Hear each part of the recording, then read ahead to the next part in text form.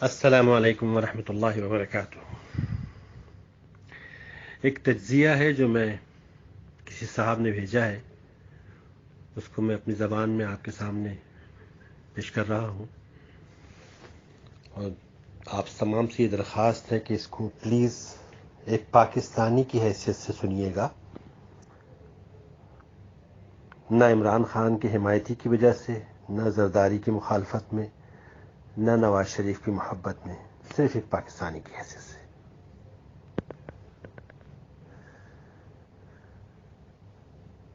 کسی نے سوال کیا کہ آج کل حکومت کس کی ہے؟ بتایا گیا عمران خان کی۔ پچھلی حکومت کس کی تھی؟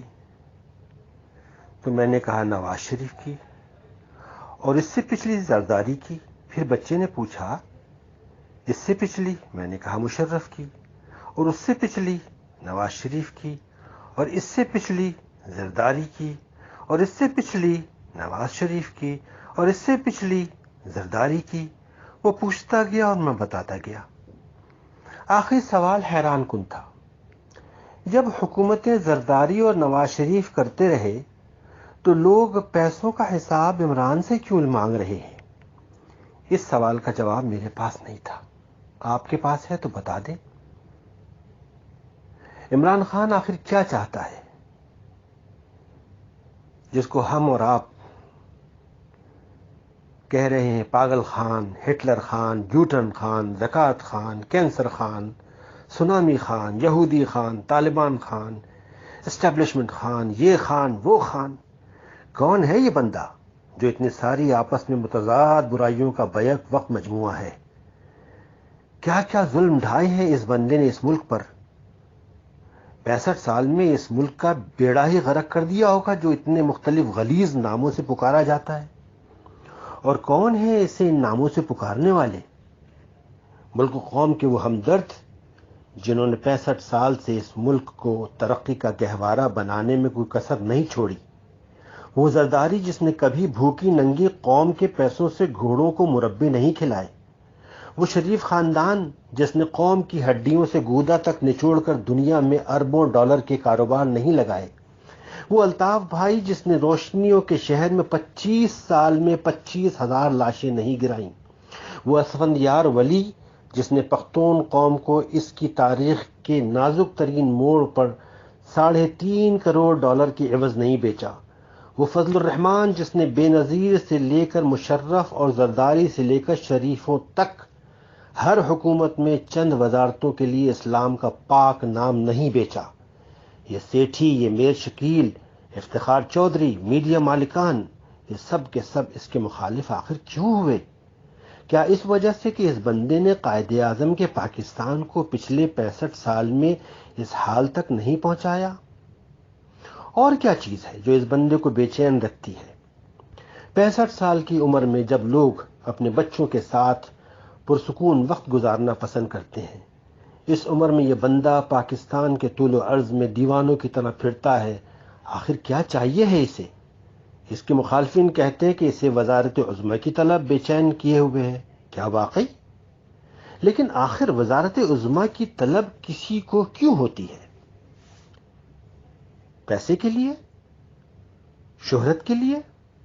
کرپشن کے لیے؟ لیکن پیسے کے لیے اگر ہو تو لیکن پیسے کا تو اس بندے کو لالچ نہیں، اور یہ دنیا جانتی ہے، اور اس کی ساری زندگی اس امر کی گواہ ہے۔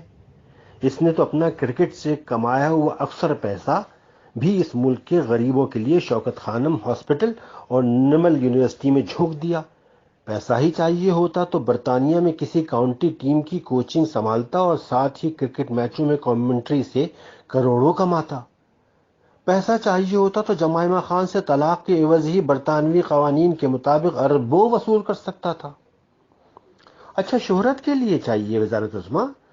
نہیں، لیکن عمران خان سے زیادہ شہرت بھلا کسی پاکستانی کو اللہ نے دی ہے؟ وہ شخص کہ برطانوی شاہی خاندان جس کے ساتھ اٹھنے بیٹھنے میں فخر محسوس کرتا ہے، اور انڈیا سے لے کے ترکی اور ڈیووس سے تک بغیر کسی سرکاری عہدے کے اسے ہاتھوں ہاتھ لیا جاتا ہے، واحد پاکستانی لیڈر ہے جس کو بیرونی دنیا میں کرپشن یا سوئس اکاؤنٹس یا بھتہ خوری اور ٹارگٹ کلنگ کی وجہ سے نہیں جانا جاتا، بلکہ اس کا نام اچھے لفظوں میں لیا جاتا ہے۔ اس سے زیادہ مزید شہرت کی کیا ضرورت ہوگی اسے؟ اچھا، کرپشن کے لیے شاید وزیر اعظم بننا چاہتا ہے، لیکن کرپشن کا تو یہ بندہ روادار ہی نہیں۔ اس بندے کو سمجھنا ہو تو چند لمحوں کے لیے اپنے آپ کو اس کی جگہ رکھ کر آنکھیں بند کر کے سوچیں، اور ضرور سوچیں، اور ضرور سوچیں، کیا بھکاری بننا آسان ہے؟ کسی کے آگے جھولی پھیلانا اور سوالی بننا، اور وہ بھی اپنے فائدے کے لیے نہیں بلکہ قوم کے سسکتے ہوئے غریب مریض بچوں کے واسطے؟ وہ کیا چیز ہے جس نے اسے، اس آکسفورڈ سے تعلیم یافتہ پاکستانی تاریخ کے مشہور ترین کرکٹر اور کامیاب ترین کپتان کو بھکاری بننے پر مجبور کیا؟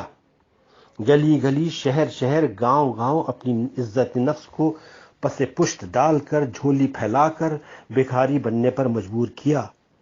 22 سال سے یہ بندہ جھولی پھیلائے ملک اور بیرون ملک صرف پاکستانیوں سے پاکستانیوں کے لیے بھیک مانگتا ہے۔ کوئی اسے بھکاری ہونے کے طعنے دیتا ہے، کوئی زکوٰۃ خان کہتا ہے، کوئی کسی اور طریقے سے مذاق اڑاتا ہے، لیکن یہ بندہ پھر بھی پیچھے نہیں ہٹتا۔ یہ آسان نہیں ہے، اللہ کی قسم یہ آسان نہیں ہے۔ قدم قدم پر دل کو مارنا پڑتا ہے، اپنی عزت نفس، انا اور فخر کا خون کرنا پڑتا ہے۔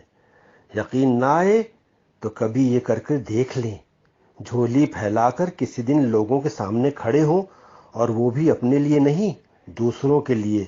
تب آپ کو اندازہ ہو جائے گا کہ اللہ پاک نے پاکستان کو اس وقت عمران خان کی صورت میں جو ہیرا دیا ہے پاکستان کی قسمت کو سنوارنے کا، اللہ کے واسطے اس کا ساتھ دیجیے، اللہ کے واسطے اس کا ساتھ دیجیے، اللہ کے واسطے اس کا ساتھ دیجیے۔ السلام علیکم ورحمۃ اللہ وبرکاتہ۔